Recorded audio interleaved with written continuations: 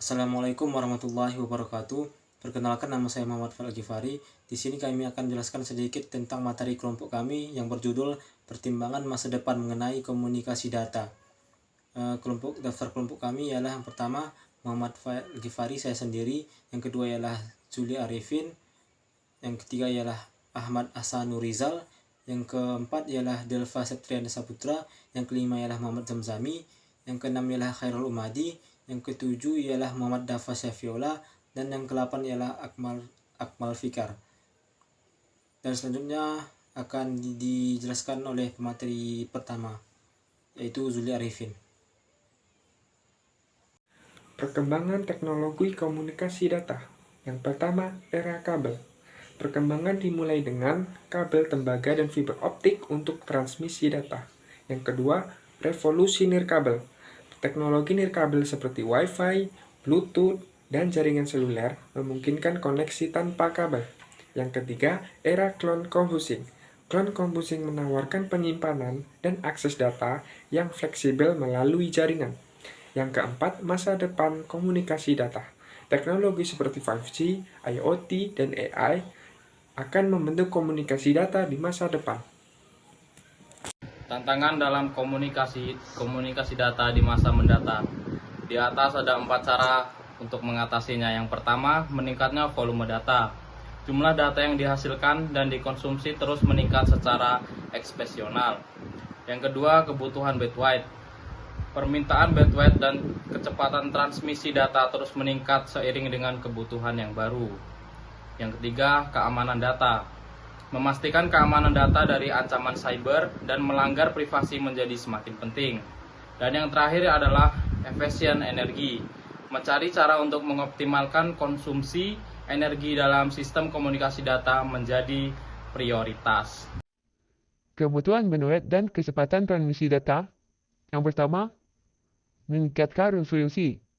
Kebutuhan bandwidth meningkatkan karena tren konten multimedia seperti video 4K dan 8K. Yang kedua, game online. Permainan online yang kompleks dan real-time membutuhkan koneksi internet yang cepat dan stabil. Yang ketiga, IoT. Pengguna perangkat IoT yang terhubung ke internet memastikan memerlukan bandwidth yang besar untuk komunikasi data. Keamanan dan privasi data dalam komunikasi, yaitu ada 4. Yang pertama, enkripsi. Menggunakan algoritma enkripsi untuk melindungi data dari akses yang tidak sah. Yang kedua, ada firewall. Mencegah akses yang tidak sah ke jaringan dengan memblokir lalu lintas berbahaya. Yang ketiga, ada autentikasi.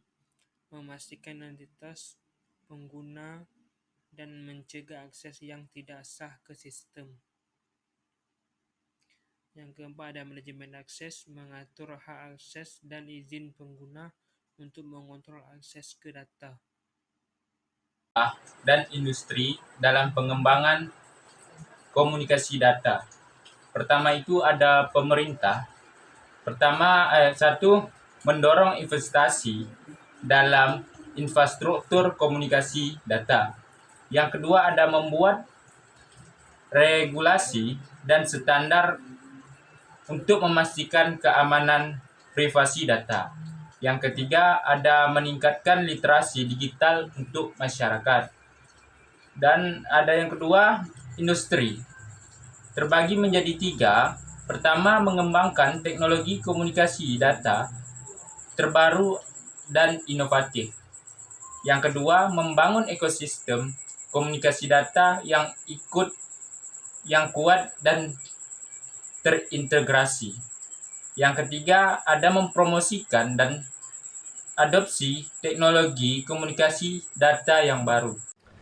Integrasi komunikasi data dengan IoT dan AI. 1. IoT memungkinkan perangkat untuk berkomunikasi dan berbagi data melalui internet. 2.